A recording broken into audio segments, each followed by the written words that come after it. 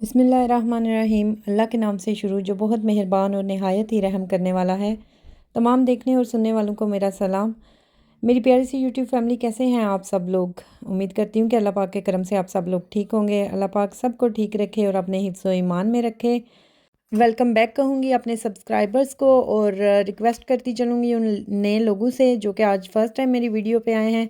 यही कहूँगी कि मेरे चैनल को सब्सक्राइब करते जाएं और एक प्यारा सा कमेंट छोड़ के जाएं ताकि आपके प्यारे से कमेंट से मुझे हौसला अफजाई मिले। तो चलें जी, अपने व्लॉग का आगाज़ करते हैं। यहाँ पे सुबह तकरीबन 9 बजे का टाइम है और सैटरडे मॉर्निंग थी। मैं आई थी आजरा पे आंटी के साथ क्योंकि मुझे फ्लावर्स चाहिए थे। आज आखिर वो दिन आ गया था जब वसीम पाकिस्तान से वापस आ रहे थे। इतना है उन्होंने हमें इंतज़ार करवाया। 20 डेज़ थे, इतना लंबा पीरियड तो नहीं था, लेकिन वो 20 डेज़ भी हमारे लिए ऐसे सालों के बराबर बने हुए थे। ज़ाहिर सी बात है, एक और एक 11 ही होते हैं और अकेले छोटे बच्चों के साथ हर चीज़ को मैनेज करना बहुत ज़्यादा मुश्किल था मेरे लिए। तो आज खुशी भी थी कि एयरपोर्ट पे जा रही हूँ उनको रिसीव करने के लिए। साथ में यही प्लान था कि बुराक और मुंतहा को भी लेके जाऊँगी। तो बस यहाँ पे सिर्फ़ और सिर्फ फ्लावर्स चाहिए थे और घर के लिए दूध चाहिए था हला को। तो हम दोनों आए, हमने कहा चलें जी चलते हैं, क्योंकि बच्चे खेल रहे थे, उन्होंने नाश्ता वगैरह कर लिया था। तो फिर यहाँ पे सिलेक्ट नहीं हो रहे थे कि कौन से फ्लावर्स लिए जाएं। तो मुझे ये वाले बहुत पसंद आ रहे थे क्योंकि मैंने कहा कि बाद विच मेरे ही काम आने ने, सजने तो मेरे टेबल ते इन्हें वसीम ने कितने लेके जाने ने। तो बहरहाल ये है कि मेरे टेबल पे यही अच्छे लगेंगे।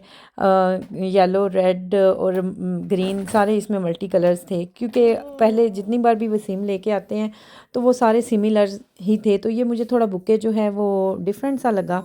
तो फिर यहाँ मैं बेकरी साइड पे आई क्योंकि मैंने अभी ब्रेकफास्ट नहीं किया था। तो मैंने सोचा चलें यहाँ से कोई क्रोसन वगैरह देख लेती हूँ, जाके चाय के साथ जो है वो नाश्ता करती हूँ।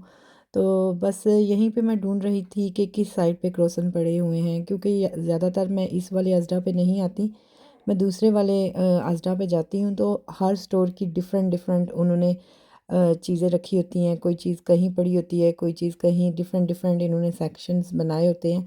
तो मैं तो हर दफ़ा जब भी इधर आती हूँ कंफ्यूज हो जाती हूँ, क्योंकि मैं तकरीबन साल में एक बार इस वाले अजरा पे आती हूँ। तो कभी कभी तो साल में एक बार भी नहीं चक्कर लगता, ज़्यादातर मैं दूसरे अजरा पे ही जाती हूँ जो 24 टाइम वाला है। तो बस ढूंढने के बाद मुझे मिल ही गया।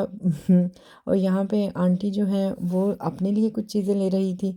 तो मैं उनसे हंस रही थी, मैं कहा आस्ता आस्ता ना बस टोकरा साढ़ा भरिया ही जा रहा है, क्योंकि ਅਸੀਂ ਘਰੋਂ ਸਿਰਫ ਦੁੱਧ ਤੇ ਫਲਾਵਰਸ ਲੈਣ ਆਈਆਂ ਤੇ ਹੁਣੇ ਦੇਖਿਓ ਇੱਥੇ ਕੀ ਹਾਲ ਹੋਏ ਦਾ।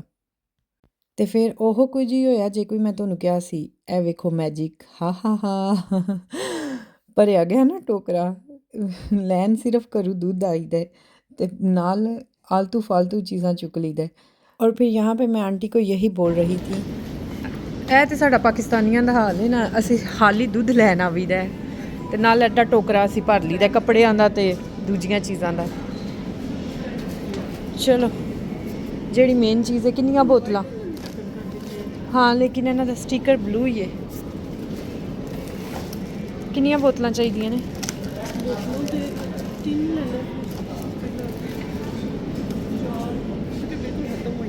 ਚਾਰ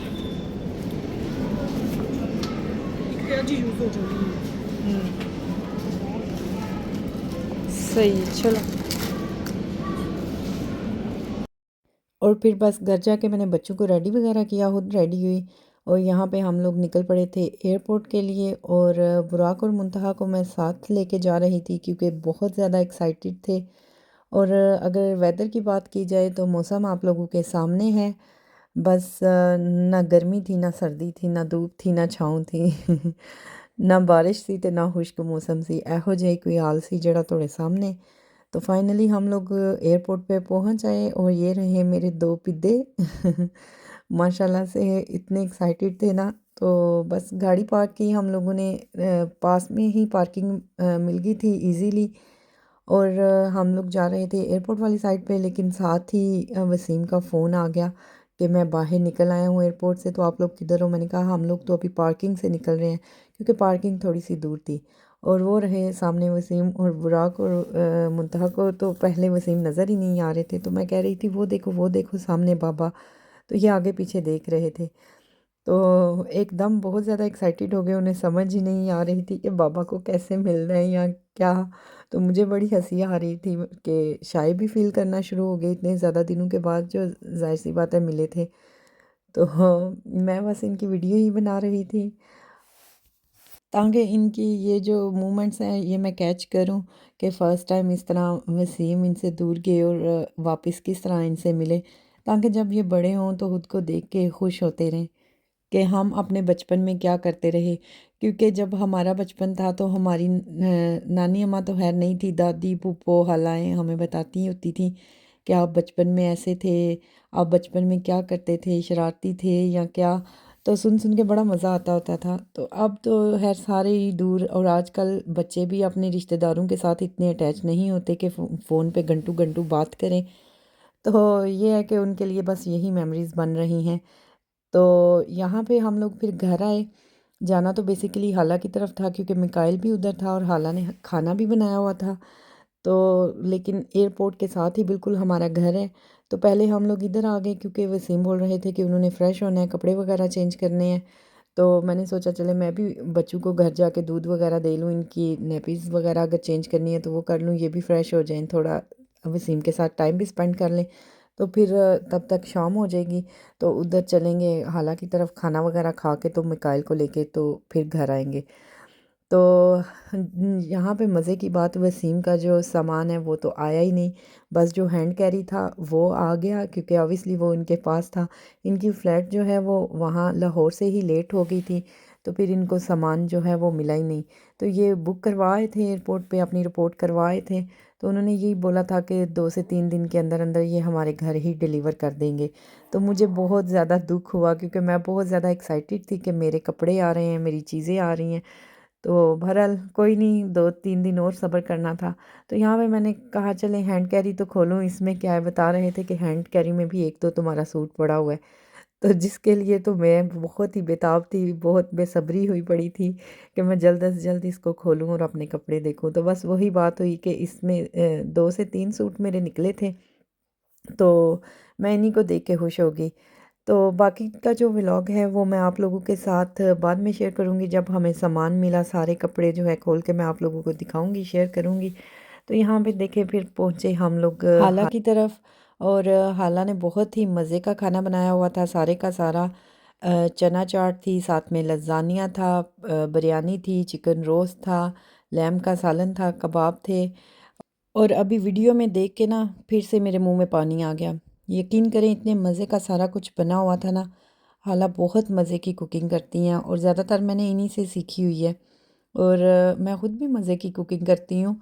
हाँ, अपनी तारीफ़ें खुद ही किए जा रही हूँ। बहरहाल दूसरे करते हैं तारीफ़ तो तभी पता चलता है। तो प्रेजेंटेशन भी हालांकि बड़ी मज़े की थी। ये वाला तो खैर मैंने भी सेट मंगवाया था लेकिन मेरे साथ थ्रो हो गया। मेरा जो है वो प्लास्टिक का निकल आया, इतना बड़ा सामने लिखा हुआ था कि प्लास्टिक की ये डिशेस। तो मैंने रीड ही नहीं किया, ध्यान ही नहीं दिया, बस ऑर्डर कर दी अमेज़ोन से। जब मुझे डिलीवरी मिली तो फिर मेरी आंखें खुली, हाय अल्लाह। मैंने जल्दी से जाके वेबसाइट पे चेक किया तो वहाँ लिखा हुआ था प्लास्टिक का, फिर मैंने रिटर्न किया। तो अभी सोच रही हूँ दोबारा से ऑर्डर करने का। बस खाना वगैरह फ़िनिश करके तो हम लोग फिर घर आए। साथ में हाला ने पैक कर दिया था क्योंकि वसीम ने खाना बिल्कुल भी नहीं खाया था। तो ज़ाहिर सी बात है इतना लंबा सफ़र करके आए तो कहाँ खाने को दिल करता है। तो फिर पैक करके साथ ले आए। चलें जी, मेरा बस आज का यही छोटा सा व्लॉग था। उम्मीद करती हूँ आप लोगों को पसंद आया होगा। प्लीज़ लाइक शेयर और सब्सक्राइब करना मत भूलिएगा। अपना ढेर सारा ख्याल रखिएगा। मिलते हैं नेक्स्ट व्लॉग में, तब तक के लिए अल्लाह हाफिज़।